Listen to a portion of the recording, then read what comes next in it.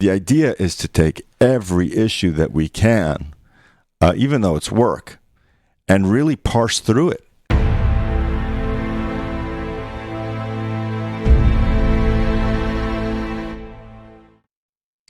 Hello, everyone, and welcome back to another MindMatters show. Today on MindMatters, we're going to be doing a few things. We're going to be, in part, decompressing a little bit from all of the U.S. presidential and other office election news and developments.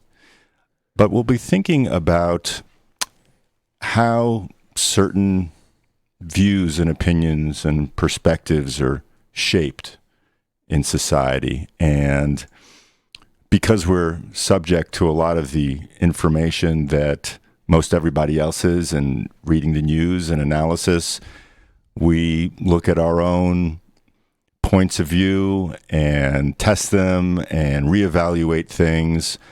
And we're being bombarded with so much information these days on so many different fronts that it really does take a little bit of time to develop a point of view on any given subject that feels correct or truthful. So hopefully in having a conversation about those things that we feel are shaping our opinions of the matters of the day, we can come to some understanding of what we feel is actually those things that influence us in the best way. And those things perhaps we can point to that would seek to put us on a path that is less than objective, less than truthful. So we'll be making the rounds today and sharing our views on a number of different topics and developing those. And I thought I would start by reading just this little bit from Douglas Murray's book. This is The Madness of Crowds, Gender, Race, and Identity. And as we've been looking at a lot of developments in the West in the past few years, this has become a kind of a major driving force in political movements, in social and cultural changes, in the ways that laws are being looked at, in the behavior of people on the street towards others perceived to having different points of view. And it's quite the phenomenon. We've covered this on MindMatters in a number of different ways, on a number of different shows in the past months. And so I just thought I would read a little bit from Murray's book, because I think that it speaks so well to some of the feelings we share here on the show, and hopefully it starts us off on a productive footing. And this is towards the end of his book. And as I mentioned a moment ago, he covers gender, race, and identity as these subjects for social forces that are moving people in certain directions, moving a lot of people into certain schools of thought. And he really tries to break down why it is and the things that are being thought and propagated as ideas or truths that are shaping these points of view. So on the subject of trans people, transsexuals, he writes, and then he launches off into a couple of thoughts here. He says, "Nowhere in the world are the rights of trans people to attempt to live their lives the way they wish more protected in law than in the developed West. All of these things can be celebrated as achievements that have come about because of the system of law and the culture of rights. But there is a paradox here, that the countries which are the most advanced in all of these attainments are the ones now presented as among the worst. Perhaps it is just a version of Daniel Patrick Moynihan's dictum on human rights, that claims of human rights violations happen in exactly inverse proportion to the numbers of human rights violations in a country. You do not hear of such violations in unfree countries. only a very free society would permit and even encourage such endless claims about its own iniquities. Likewise, somebody can only present a liberal arts college in America or a dining experience in Portland as verging on the fascist if the people complaining are as far away from fascism as it is possible to be. But the spirit of accusation, claim, and grudge has spread with a swiftness that is remarkable. And it is not only to do with the arrival of new technologies, even though we are only 1 decade into the era of the smartphone and Twitter. Even before this, something has been going wrong in the language of human rights and the practice of liberalism. It is as though the inquiring aspect of liberalism was at some stage replaced with a liberal dogmatism, a dogmatism that insists questions are settled which are unsettled, that matters are known which are unknown, and that we have a very good idea of how to structure a society along inadequately argued lines. This is why the products of rights are now presented as the basis of rights, even though these bases form such unstable entities. If only this liberalism could allow a dose of humility to be injected where the certainty has prevailed. For this form of dogmatic, vengeful liberalism may, among other things, at some stage risk undermining and even bringing down the whole liberal era. After all, it is not clear that majority populations will continue to accept the claims they are being told to accept and continue to be cowed by the names that are thrown at them if they do not. This passage is, it says quite a bit, actually. And just to reiterate some of the main points here, there is a dogmatism among progressives and liberals.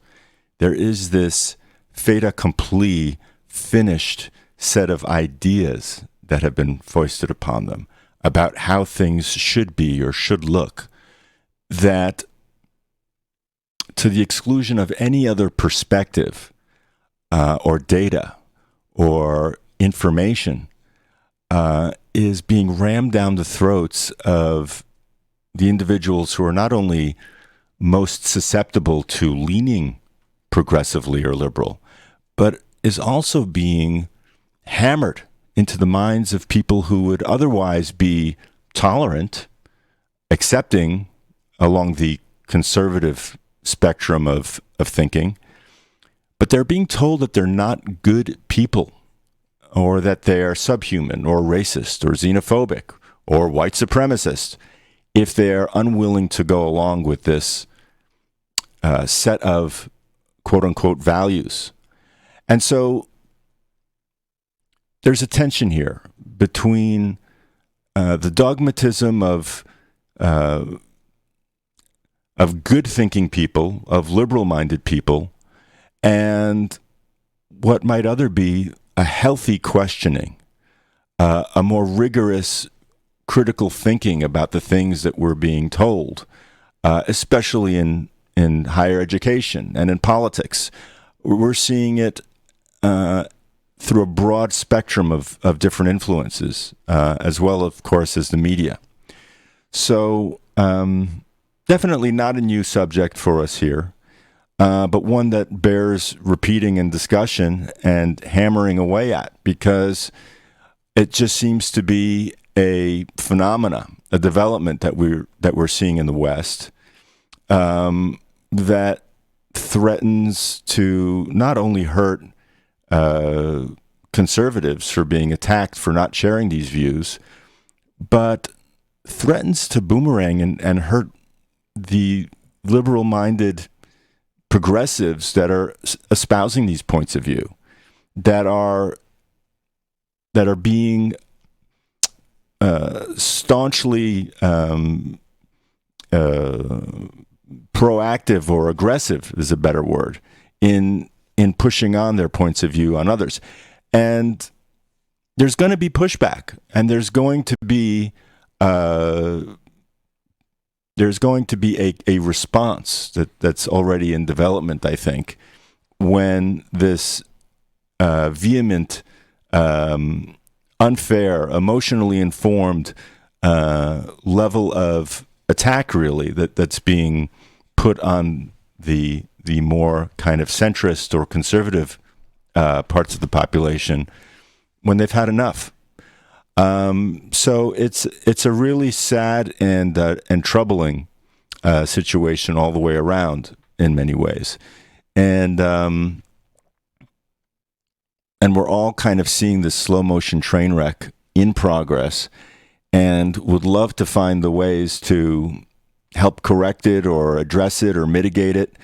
And what we can do is we can talk about it. We can discuss it, among other things that we'll be discussing today, and see if there aren't some thoughts that might lend themselves to, like I said, mitigating this train wreck of perspectives. No, there's no way to stop the train wreck, I don't think. But well, maybe you can convince me I'm wrong later on. But I want to talk about some of the things you just mentioned.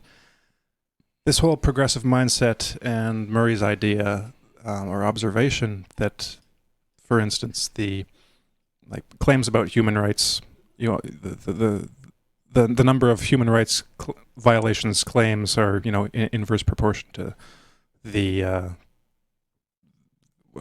actual, like the level of freedom, or no, they're proportional to the level of freedom of a given country. Like the actual amount of rights are, enshrined in any given nation's constitution or whatever. Mm-hmm. But to go in a slightly different direction, when you look at in particular, when you look at, say, the progressive mindset that has kind of exploded over the last 10 years or so, I think in the future we're going to be talking about Helen Pluckrose and James Lindsay's book, Cynical Theories. I started reading that recently, but haven't gotten far enough through it to discuss it.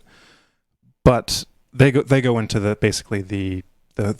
philosophical roots of this mindset and how it's grown, basically. Mm-hmm. But if you look at that, there's really, when I see that worldview, it really strikes me as just completely meaningless, and it's all surface level stuff. There's nothing really to it, because even if you look at the history of the last 20 years, like when in 2003 there was a huge anti-war movement, mm-hmm.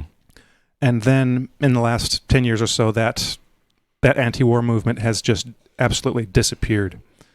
And you'd think that it would be the progressive left that would be, well, it used to be the left that was anti-war, mm-hmm. anti-imperialism. And, you still have these phrases, you still have talk about anti-imperialism and anti-colonialism, but like I say, it's it's become totally meaningless because those words don't really mean anything anymore, as Pluckrose and Lindsay show in their book. Like all of the language of this new, essentially this social justice religion, all the words they use are simply code words. It's doublespeak. It's totally Orwellian when they mention one thing. They have a word that's identifiable as a concept in normal people's minds, but they actually mean something completely different by using it. And that seems to have infected almost the entire left, because it's this monolithic movement that has infected the minds of pretty much everyone, and people don't realize it. This is what I'll be talking about in various different ways in this show, is the ways in which our minds are changed, that we think the things we think because we choose to, or because we come to reasoned conclusions about them, but we're actually being manipulated and manipulated in some ways, and just influenced in others in ways that we are not aware of, and our opinions and our thoughts about things aren't actually our own. They've been implanted in us from outside without us being actually aware of them. So if you look at this lack of an anti-war movement, it's gotten to the point where all of the it seems to be just a matter of I don't even know how to describe it. It's purely a matter of circumstance, or it's totally arbitrary what position people will take. So, for instance, like it or not, over the last 4 years, Trump has been the anti-war president. And simply by virtue of his anti-war stance, that means that the collective left has been pro-war, strangely.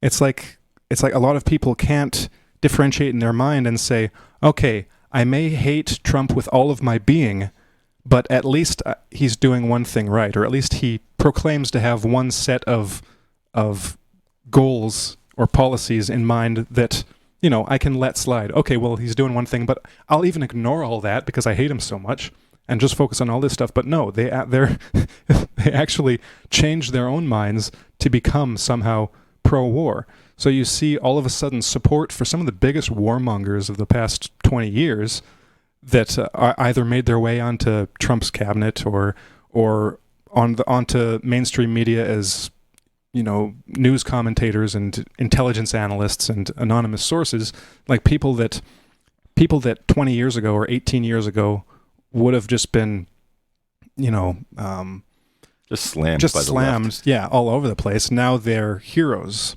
And anytime that Trump announces some kind of anti-war policy, or, you know, wanting to get out of Afghanistan or Syria or whatever, it's all of a sudden these are bad things. No, because we actually have to be in war because Trump wants something, you know, Trump wants something, so I must therefore want the opposite of what he wants.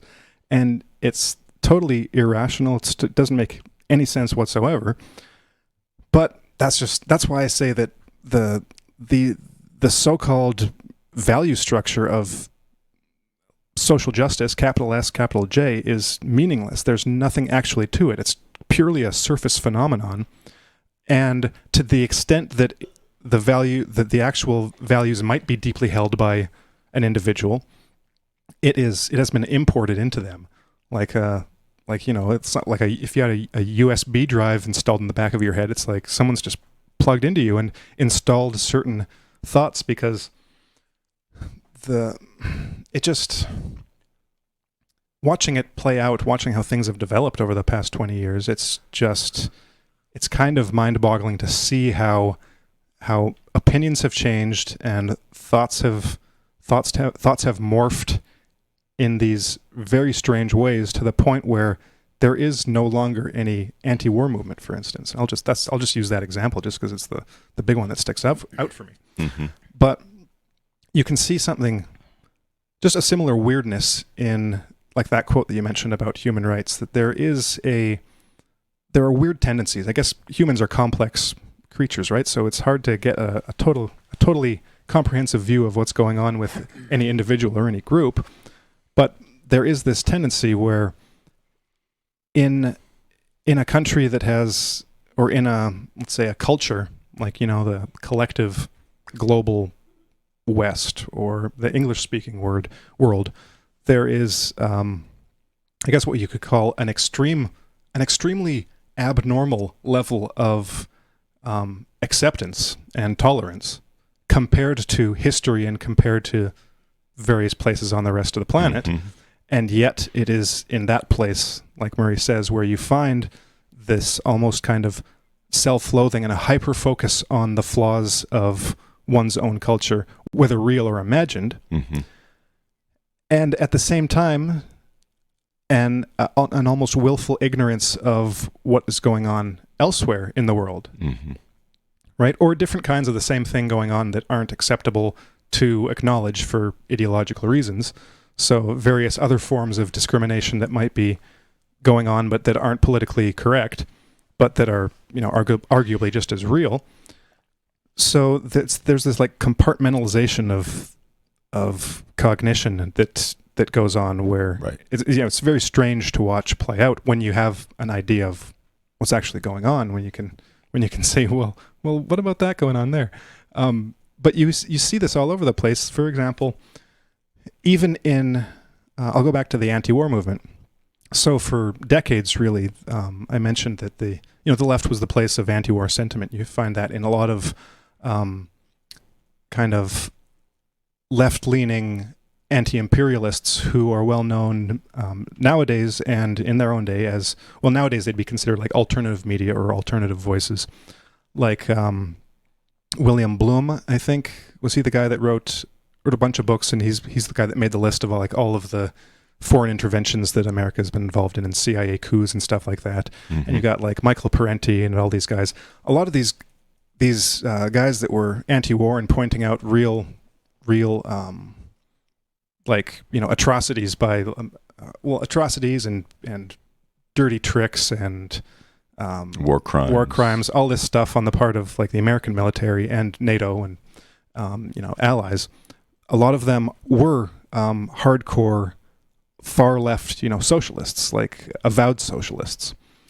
And that's just the way the cards fell at the time. That's the way, like, it was that camp that was primarily anti-war. But then and now, again, you still see that compartmentalization where it's almost like if it's it's a similar dynamic to what's going on that I mentioned about the progressive left and they're being pro-war because Trump is anti-war, or at least claims to be and hasn't started any wars. Mm-hmm.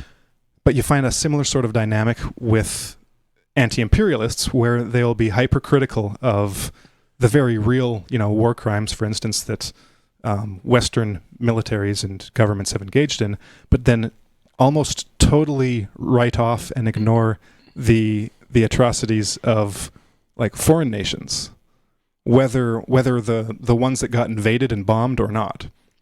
And you can see, I guess, maybe a perspective from Jonathan Haidt, might mm-hmm. account for that there's probably a tendency to see, when you have an aggressor, like a big bully and a small bully that you may or may not know is actually a small bully, and you see the big guy beating up on the little guy, you feel, you feel for the underdog, right? And you want to defend the underdog. And it might become totally irrelevant that underdog himself is in similar ways just as bad. Maybe not to the same degree. It's like one serial killer kills 70, another kills 7, but they're both kind of bad, right? If Dexter kills however many serial killers, well, that's good. But this guy's a serial killer too. You get into this weird kind of value arithmetic where it's like, well, these are the bad guys because they're the power. They're the ones in power. They're the global superpower, right? And these other people, well, they may be totally evil, but I won't actually acknowledge that they're totally evil. But you can acknowledge that both are totally evil, and it was still wrong to, let's say, invade and conquer that country. It doesn't take I don't think it takes a very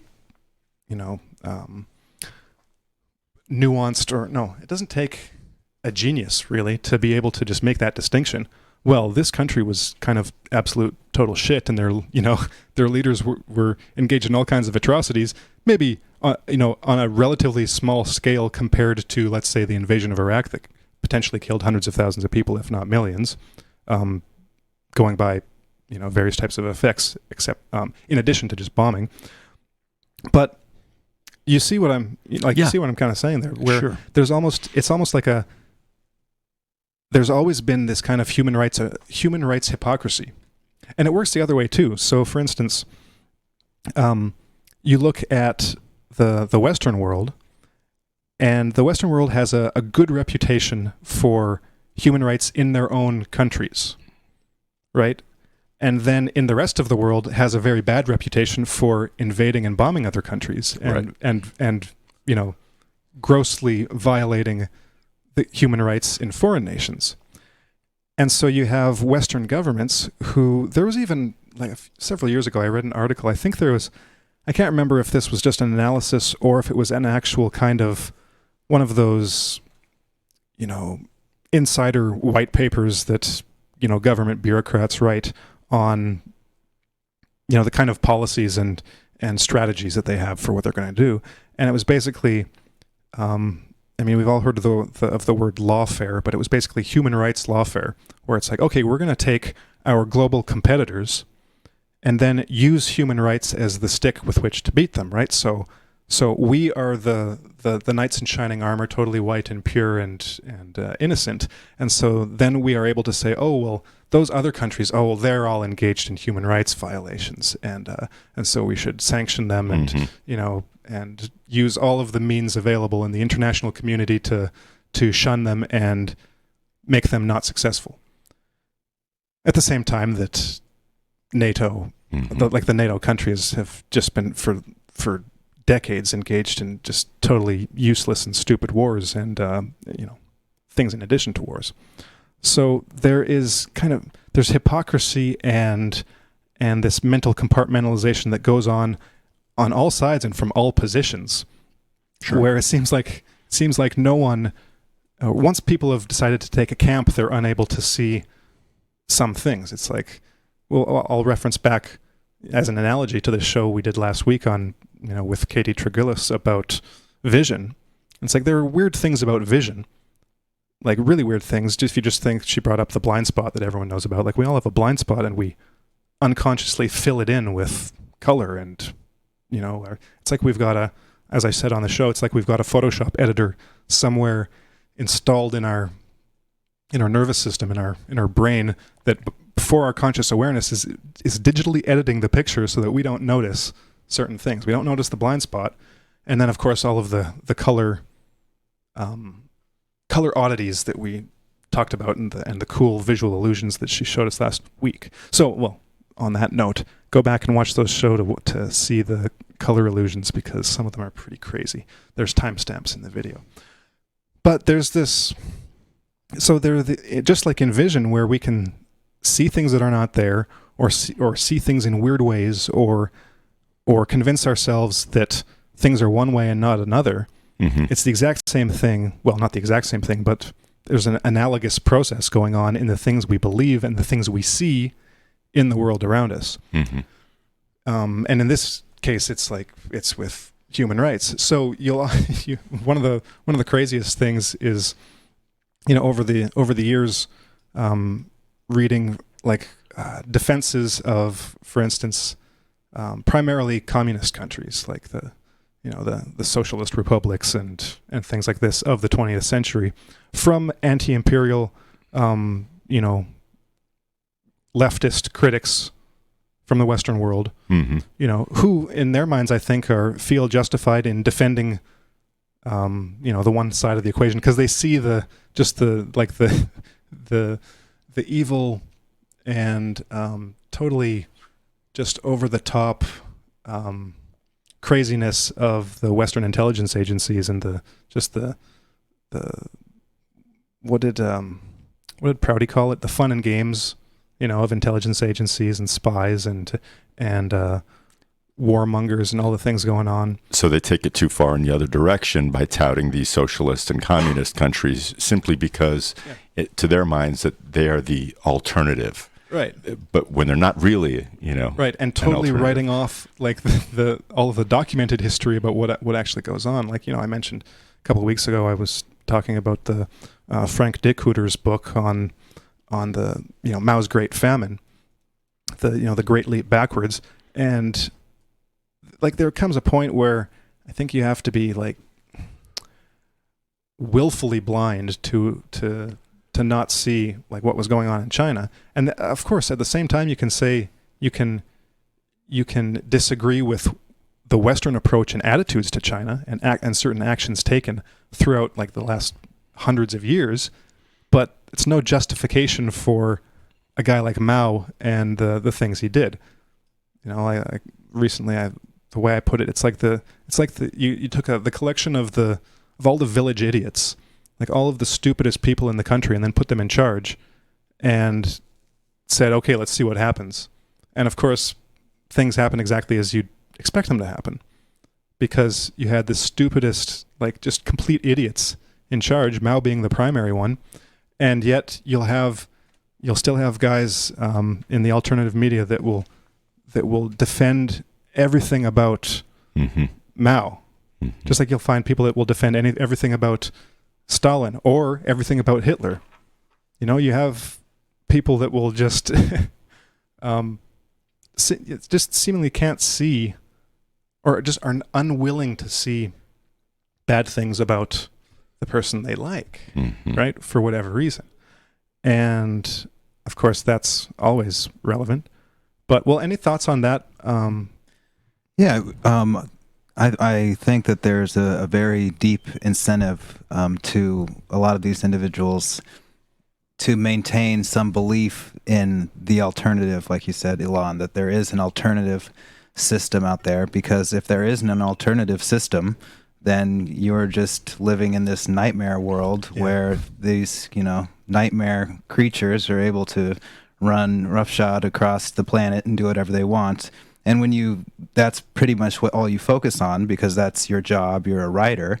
I think that it'd be very easy to fall into that abyss and get captured by this emotional need to still have some alternative.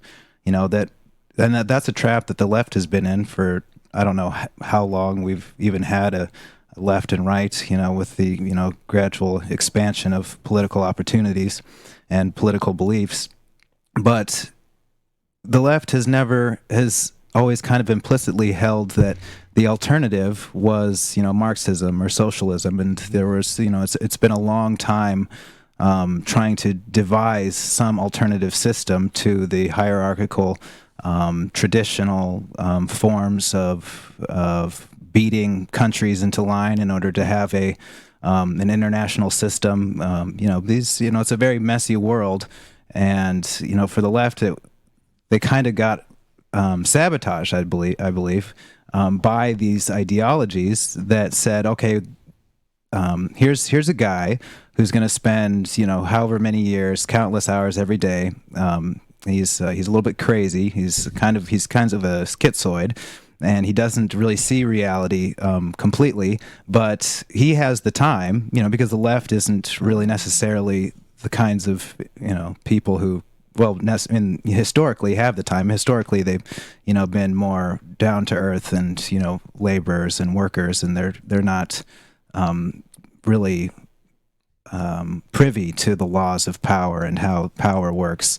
But so here's this guy, he's schizoidal, and he's going to spend all his time coming up with an alternative system that surely will work. And then, of course, this is, Karl Marx, and then the predecessors before him who tried to come up with different systems and ways in order to create a better future, some sort of a utopia. And, that got put into practice in various ways, and it morphed, and then you ended up with communism. And then, for everyone else in the world who doesn't spend all their time reading about the atrocities, and, they can kind of turn the blind eye and they just, live their lives. It was pretty obvious that communism was a big failure. They didn't have that emotional investment in an alternative system. But if you're on the, if it's your job to self-appointed job or whatever, maybe it's just your calling to point out and to find the criminal behaviors in government, and you see it and you go down that rabbit hole. Obviously, there comes a point where you think there has to be an alternative, and Marxism was one, and then I think that now what we're seeing, like you said, Harrison, with this very kind of colorblind belief system, this very value blind belief system now, it's another alternative. It doesn't really offer a very good vision of what the future will be. It's kind of just says like, well, it would be better if we just destroyed it all, and just destroyed everything. And there's a lot of other complicating factors in there too, psychological, tribal.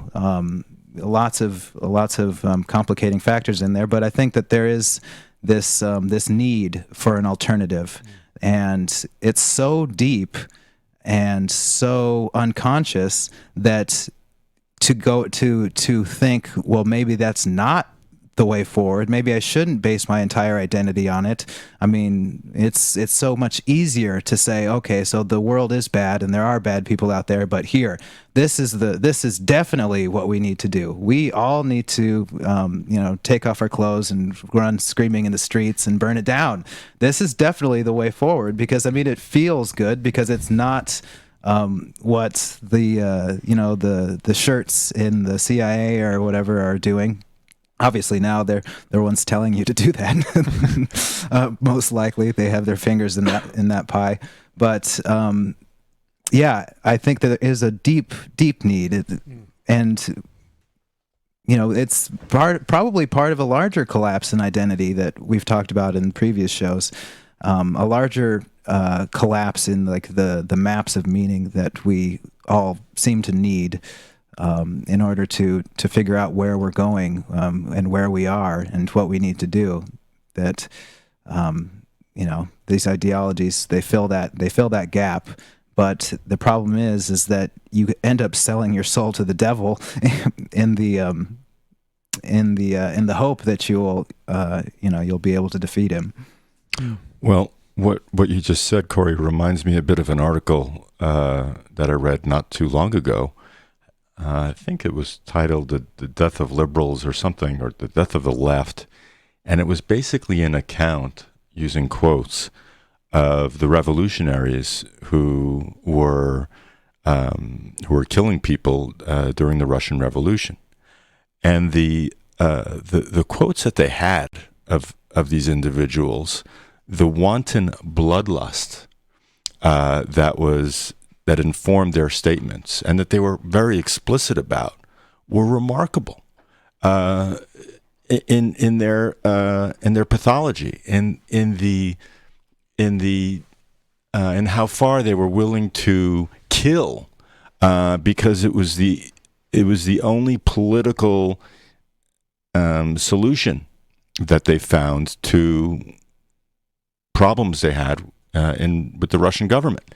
And I was watching some individuals who were planning some of the disturbances around the U.S. to follow this recent election. They're very well organized, by the way, and they sounded a lot like these Russian revolutionaries in their statements. I found it to be remarkable. They said, if some of you are willing to take buildings in Washington, D.C. on election night with guns and do some violence, all the better. And these were geeks. These were academics. These were, they weren't frothing at the mouth and with automatic weapons. These are people who had thought this out, but who were the intelligentsia behind organizing people and inducing them into this frenzied killing and reactionary behavior nonetheless. So it's happening again right now before our eyes. And, you just want to say to whoever has some semblance of rationality, whoever's left out there among these groups, look, the first wave of nut jobs who committed these atrocities during the revolution, they were the ones who were ultimately wiped out by the second wave. By the second wave, exactly. The police forces, the more politicized forces, they had served their purposes in ushering in this new political and social system, and their purpose was served, and therefore their lives were done. They've done their job. So you guys are all unwitting dupes. So look at history a little more carefully. Again, if you have any amount of rationality left in your system. And I just want to get back to another point you were alluding to, Harrison, about I don't think you used the word, well, you alluded to Jonathan Haidt and the moral taste buds and everything. And the kind of anti-war movement we were seeing in the 2000s following the Iraq War and among many progressives. It's very interesting to me to read even centrist and conservative thinkers right now who lament that there isn't the left that isn't speaking out about war anymore. I mean, people who have their heads on straight, who are saying, no, you guys were actually doing pretty well in speaking out against the war. Where have you gone? What has happened to you?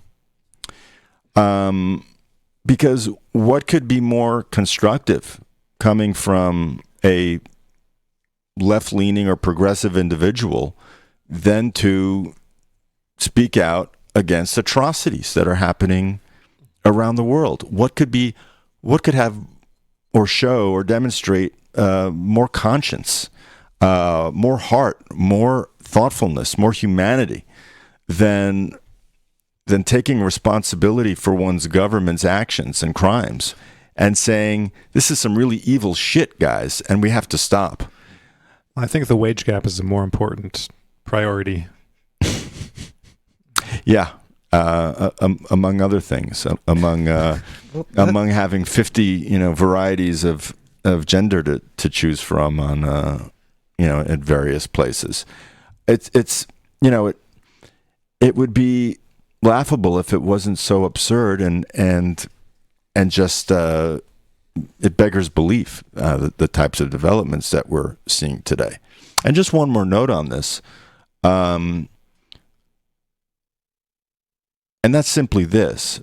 If we see a certain amount of craziness here on the show coming from the right, we're going to call that out too. The problem is like you were using that analogy, Harrison, about having these kind of, this thumb drive of information and thoughts and emotions plugged into the back of your head to come up with all these dogmatic default positions about something simply because you're, liberal or even progressive. The idea is to take every issue that we can, even though it's work, and really parse through it and really think through it and say, well, yeah, that might have a conservative bent to it, but it would seem to be the most constructive bent. Same thing for a liberal or progressive policy. We can't be so automatic and so dogmatic about a particular place on the political or ideological spectrum that we would refuse to look at each individual policy or point of view as deeply as we can to come up with a position. And it's okay to say, I need more information about that. It's okay to say, you know what, that's something I really haven't thought too deeply about. I realize it's important, but that is a blind spot of mine. And I in the past, I've leaned towards this, but perhaps given this information, I might go in this direction with this information. Because how many times do we read people that we even like and say, okay, that's correct. Oh, no. They've got that completely wrong. All the time. And that's a good thing. It's a good thing when you're informed enough to read somebody who is considered an authority in some political or social or cultural venue or blog or video or media, and have your own developed position on it. It makes it all the more valid. It makes it all the more powerful. Yeah, and I'd even say as a motto for myself, if I'm reading something and I don't know enough to know whether I should disagree with something in there, then I should tell myself I shouldn't form any strong opinions about it. Because I'm reminded of, like, years ago I found some guy's blog on like reading and writing, and he was talking about like for a period of years he was reading a ton of books on the Civil War, and just by reading all of this became something of an like a layman expert, as much of an expert as just a non-specialist can be, just because he'd read so much about it. And he talked about in the first book he read how he just kind of soldiered through it, and after reading his first book on the Civil War, didn't really remember much of it, didn't know what was going on, forgot all the names and places. Read the second book, I caught a bit more, but as he read enough books, it got to the point where he could finish the author's sentences for them, and as he's reading it, like he knows what's coming. He's become an expert just by familiarizing himself with the material so much. If you aren't that familiar with something, then chances are you don't know enough about it to actually form a strong conviction one way or the other. that's probably good advice, for myself and for anyone, because you can't possibly, when you're encountering something for the first time and you just read about it, you can't possibly know what isn't in that book, for instance. You can't possibly know what they might have gotten wrong, what they're leaving out, what they're neglecting to tell you. And that could be for something that you like reading and that you agree with, like 100%. You could agree with it 100% until you realize that's only 15% of the picture, right? And then you realize, oh, wow, if I would have known this other 85%, then I might not have been so gung-ho for the 15% that I 100% agree with. So another way of putting some math into your into your thinking. But I want to maybe shift gears a little bit back to like the overarching theme of the talk here, and with reference to a previous show we did, we interviewed James Carpenter, and we talked about his book on a few different shows. One of the primary things that he talks about as a background for his specialty is like subliminal thought processes, subliminal information, subliminal like primes, things that affect you subconsciously that you are not aware of. And I would guess that probably contributes to most of the opinions we think we have and that everyone thinks they have, that are their opinions, their thoughts, their personal convictions and feelings about the world and everything have been, like described earlier, it's a USB drive. It's just been, you've sponged it up from the outside with a lot less critical appraisal and thinking and confrontation than you think you have. It's a lot of it has been injected into you against your, not even against your will, just like under the surface of your will. It's made its way into your mind without you aware of it, to the point where now you think, oh, well, these are my thoughts. And that brings me to this other example. Well, because I know, whenever I read about some psychological process like that, or some paper, the first thing that comes to my mind is, how can I use this to manipulate and control other people? Right? I'm probably not the only one here, right? Is that the first thing that comes to mind? No, I'm of course being facetious. I don't think like that whatsoever. But some people do, and that's why it's always kind of shocking to realize that. But some people, when they find out some weird thing about human nature, it's like, oh, that's interesting. I wonder how I could use that to destroy this other person, get them to do something that I want them to do, con them, use it to take everything from them, get them to just do what I want them to do because it benefits me in some way. That there are people like that, and we kind of have to be aware of that. And it's not just that there are people like that, random vague people out there. There are some people like that in charge of very important aspects of our lives. There are institutions like that. Yes, so I'm going to be talking about one of those. This is from an article by Gary Sidley for his blog, I believe, Corona Babble. And this was called How the Mean, MEAN, capital letters, How the Mean Psychologists Got Us to Comply with Coronavirus Restrictions. So whatever you think about lockdowns, consider this.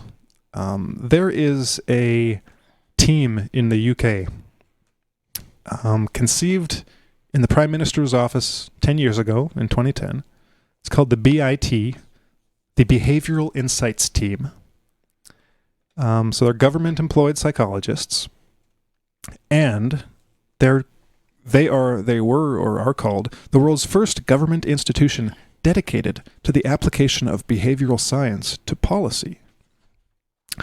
And their rosy mission statement is to improve people's lives and communities by applying behavioral insights to inform policy, improve public services, and deliver results for citizens and society. Sounds beautiful. Yeah, I mean, who wouldn't want a group of government-funded psychologists just massaging that policy to just make it that much more effective? Well, it turns out probably a lot of people just don't mind because that's what they've been doing. And that is what has arguably gone into how, in particular, the UK government has approached how to get the public behind their coronavirus policies. So, and I think Corey will maybe have some examples to tell us about later about how they're actually doing this on the ground. But let me just read a couple bits from this paper. So, yeah, I'm just going to read a couple paragraphs and flip around a bit and comment. So, a comprehensive account of the psychological approaches deployed by the BIT is provided in the document MINDSPACE, Influencing Behaviour Through Public Policy, by Dolan et al. In 2010. This report, produced by the Institute of Government, states that the application of behavioral strategies can achieve low-cost, low-pain ways of nudging citizens into new ways of acting by going with the grain of how we think and act. By expressing the process of change in this way, this statement reveals a key difference between the BIT interventions and traditional government efforts to shape our behavior. Their reliance on tools that often impact us subconsciously, below our awareness. So one of the things about this article that he gets into, I won't go into the details of this aspect of it, is that this is arguably not only unethical but potentially illegal because psychological operations of this sort, at least, I'm pretty sure legally can't be done without citizens' approval of it being done to them. Of course, that hasn't stopped any government anytime, anywhere, because even if other countries don't have a BIT, there are people that kind of have a pretty basic and instinctual understanding of how to manipulate other people. The UK just kind of go that extra mile. Cut above the rest. Yeah, cut above the rest to make a... Turn it into a science. Yeah, turn it into an actual science. Yeah, well, that's the thing. I think that the more authoritarian you get, the more you need somebody who actually remembers what it's like to be a human being, designing the techniques you're going to use to get people to follow your programs. Especially in like the modern day and age, where you can't just go out and just castrate all the men and throw the women into ditches, and then steal all the children. You can't. You have to make it seem like you're their friend and you're doing everything for their well-being. So, but at the same time, you're still deep down. I think a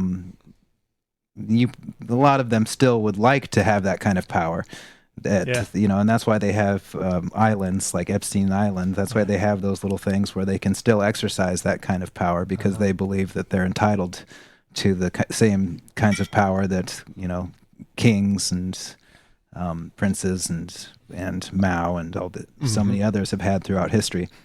I don't know what it is. I don't know if it's just instinctual or if I think I remember reading an article about how having a certain amount of power was like a daily hit of cocaine. It was it's a chemical kind of hit that you feel entitled to basically do whatever the heck that you want, and that anybody who doesn't respond to you is an insufferable little pawn that deserves what they get. But in this day and age, you can't do that, and yet you still have that same mentality. So people don't like you, and you don't understand people really. You're not on that level. You fly in jets to anywhere in the world whenever you want. Very dark places. You get to do a lot of things that are very naughty, very bad, and that God probably cries about. But you really need a team of psychologists there to make sure that they massage every policy and make sure that you are, you need handlers, you need a BIT, you need behavioral insight teams. I spent a little bit of time in the UK. I can't say how much I could, attribute specific things that I saw in the UK to these insight teams, but... I'll let you finish, but before I do, I'll list the different methods, and concepts, and I'm sure that what I say will trigger a couple of memories. Well, I'll just finish the one thing that came to my mind was how effective the posters that were put up, the Big Brother posters that were put up about the masks, how effective they were in shaming and terrifying me and others that I was with. I just, from posters that were just big red faces that said, "Wear your mask," which I'm like, well, that's a little heavy-handed.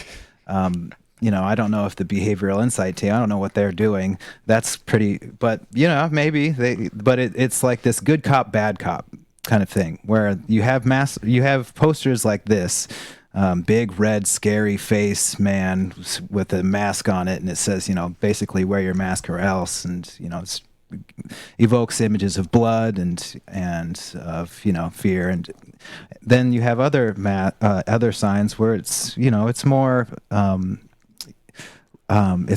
what Subtle? would you say? No, it's not subtle. It's much more in tune with the human instinct. Because they had like three different pictures, three different forms of mask on the face. One was above the nose, one was under the nose, and one was under the chin. And the one that was just right over the nose was like, you are a good citizen. You care about other people. And then the one that was under the nose says, you think that you're better than everyone else. And then the one under the neck was basically you're a murderer. Yeah. And not necessarily a murderer, but you don't care about anyone else's lives. So I thought that was very interesting because I think I had noticed when I watched that, actually when I saw that, I'd noticed that I had on an instinctual level kind of picked up on that kind of a vibe. When you're in a crowd of people, emotions are very contagious. And if your mask is down and you're drinking coffee, and then you put the coffee down before you go to put the coffee back up on a busy subway, right? You might get some looks, and so you kind of feel that people's attitude is that guy doesn't care about anybody's lives. Mm-hmm. Or if the mask is under the nose, then it's like, oh, well, that guy thinks he's better than everyone else, just flaunting it in our faces. But so I thought it was there was. Those two in particular struck me as kind of a good cop, bad cop kind of vibe. Yeah, and it's more like there's got to be a better way of putting it than good cop, bad cop. It's almost like bad cop and like passive-aggressive shaming cop. Yes, that's it. That's a good one. But there's an acronym for the strategies deployed by the BIT. And this is where mean comes from, because the four he focuses on are the ones that spell mean, but I'll list all of them. Messenger, we are influenced by the source of the information. Incentives, we employ predictable shortcuts, such as strongly avoiding losses. Norms, we are strongly influenced by what others do. Defaults, we go with the flow of preset options. Salience, our attention is drawn to what is novel and seems personally relevant. Priming. Our acts are often influenced by subconscious cues. Affect. Our emotions powerfully shape our actions. Commitments. We seek to be consistent with our public promises. And ego. We act in ways that make us feel better about ourselves. So those spell MINDSPACE. And the ones he focuses on are messenger, ego, affect, norms, and norms, those four.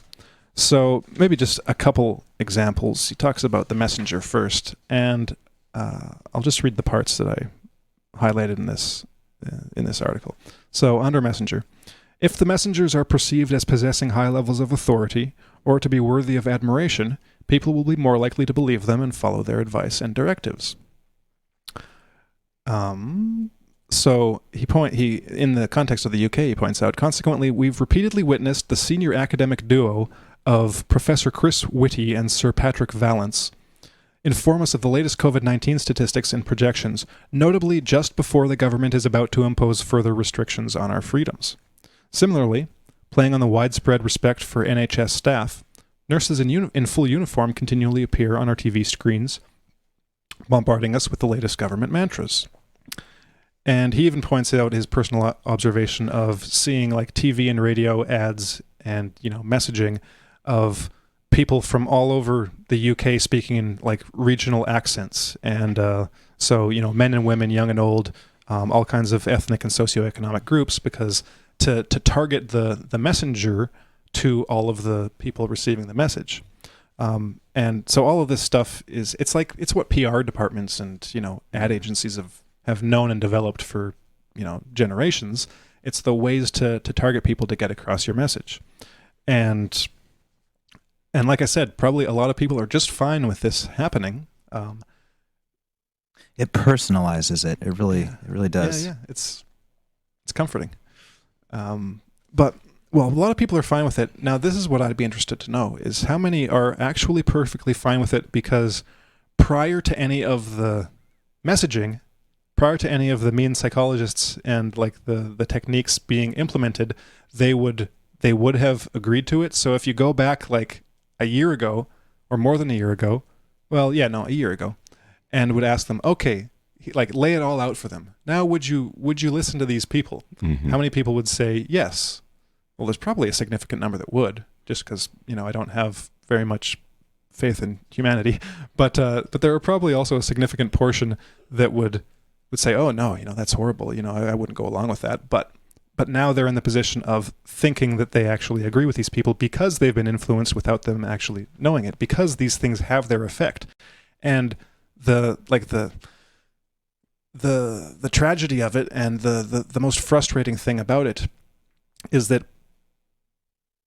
you find yourself, any individual finds themselves in the position of having a strong belief about something that they're so convinced is their own that they haven't had any part in forming in themselves. Mm-hmm. It has been implanted in them, Yeah. and it becomes theirs. And there's almost this there's this egotistical attachment to now their own idea that was never theirs in the first place, and that they might even disagree with if they had been aware of what was happening to them and how that message was being manipulated into their minds.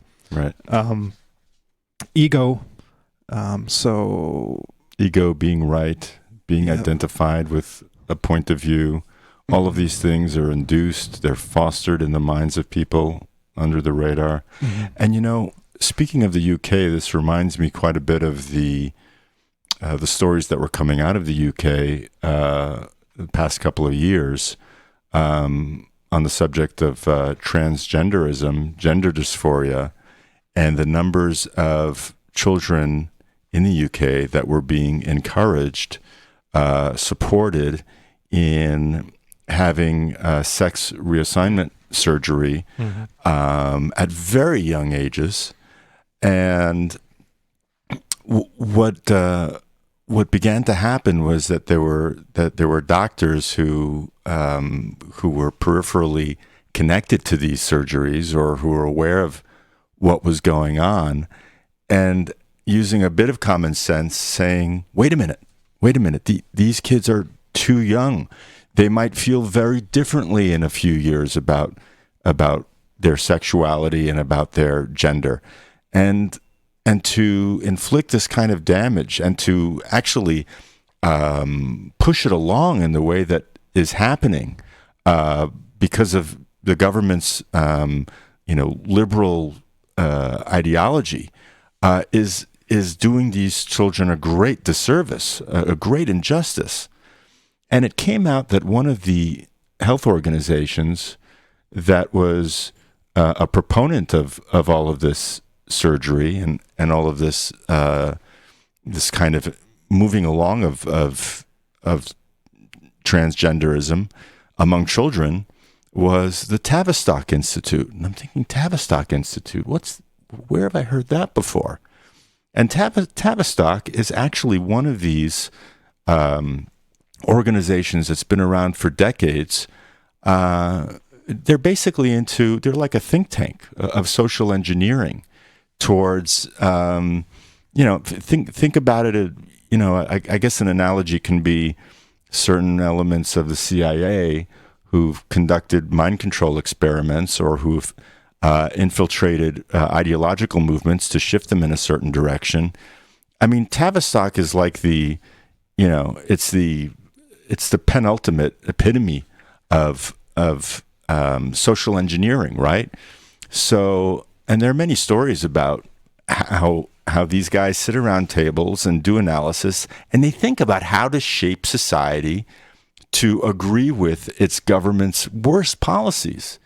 So, there again, in particular in the UK, you have a nasty bunch of fellows there, and ladies who are skewing the minds of people, and now children, Their parents, all under the auspices of a certain, in your article it was health and the virus, and in this one it was personal choice and freedom. But they always, I guess the connecting thread here is that they always seem to fuck things up. They consistently, if they were doing it to make things better, then we wouldn't be having this conversation. But in almost every instance, these think tanks, these organizations, this one is called HIT. BIT. BIT and Tavistock. Across the board, they make things. They're serving agendas that are destructive. It's the village idiot phenomenon. But it's the village idiots that have degrees, because you can get a degree and still be a village idiot, apparently. There's only one way to make money as the village idiot, and that's to do dumb stuff and get paid for it. Well, we're kind of running over, so I won't go over everything. I'll give a few more highlights before we shut down for today, but I'll just go over briefly the rest of these. So I mentioned ego. That's one section. Sidley, is that this guy's name? Yeah. He has a good way of putting this in the ego section. I'll read this paragraph. Over recent weeks, the ego-massaging slogans have swung into overdrive. Professor Whitty, in a TV press conference on the 21st of September, said that anyone who increased their own risk of exposure increases the risk of everyone around them. Health Secretary Matt Hancock has resorted to telling university students not to, quote, kill your gran. And the unrelenting media campaign has peppered us all with a new batch of virtue signaling statements that equate following the rules with being a good person. Mm-hmm. I wash my hands to protect my nan. I wash my hands to protect my family. Mm-hmm. I wear a face covering to protect my mates. And I make space to protect you. This is the most insidious one, I love the way he put it, that they equate following the rules with being a good person. Mm-hmm. Now, first of all, that may in fact be true in certain cases. Sometimes when you follow certain rules, that may be an indication that on some level you're a good person. But that's not really what's going on here. This is, we want you to follow these rules, so we'll make you feel like you're a bad person if you disagree with them. Because we know you want to feel like a good person, chances are you're going to go along with the rules that we give you, no matter how completely arbitrary they are, no matter how ineffective or even damaging they are. No, like, we know that you want to be a good person on a deep level, yes, and therefore you will do what we tell you to do. And you know what, Harrison? I just got to say, Douglas Murray says the same thing about ideology. Mm-hmm. You'll believe in this and support it because to not do it is to be a bad person, and to support it is to be a good person. Mm-hmm. And who doesn't want to be a good person? Well, I mean, that's the crux of the matter, isn't it? Right? It's just feeling like a good person. Mm-hmm. It's purely selfish.